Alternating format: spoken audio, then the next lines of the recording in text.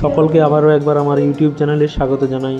আজকে আমি class 11-এর second সেমিস্টারের গাণিতিক আরোহণ পদ্ধতি থেকে কয়েকটা প্রশ্ন দিচ্ছি। তোমরা এগুলো ভালো করে প্র্যাকটিস করো, আশা করি একটা কমন পাবে তোমরা পরীক্ষাতে।